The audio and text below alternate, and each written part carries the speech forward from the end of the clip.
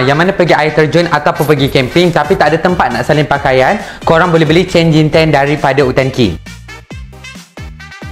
Untuk changing tent korang akan dapat bulat macam ni.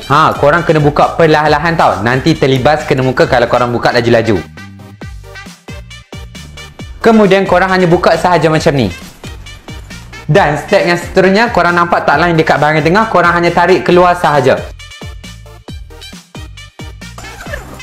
Untuk changing tent daripada Utanking, kita ada 5 pilihan warna yang korang boleh pilih, iaitu warna hitam, kakis, hijau, warna bateri dan yang terakhir warna kopi. Korang jangan risau tau, untuk panjang lebar fitting tent ni adalah 120 cm dan untuk ketinggian adalah 190 cm. Korang jangan risau tau, nak solat pun boleh dalam changing tent kami. Dan untuk changing tent daripada Utanking ada logo di bahagian atas. Untuk bahagian dalam ada strap yang korang boleh gantung baju korang, dan di bahagian atas mempunyai tingkap dan juga storage pocket untuk korang letak handphone ataupun wallet. Korang jangan risau, fitting tent daripada Utanking mempunyai material silver coating di bahagian dalam. Dan kalau korang beli changing tent daripada Utanking, kita bagi secara percuma dekat korang pancang dan juga tali. So kalau korang yang mana berminat, boleh dapatkan sekarang changing tent dengan kita dekat beg kuning di bahagian bawah. Dan jangan lupa tekan button follow, like and share supaya korang boleh tengok video yang lebih menarik. Kita jumpa di next video. Bye bye.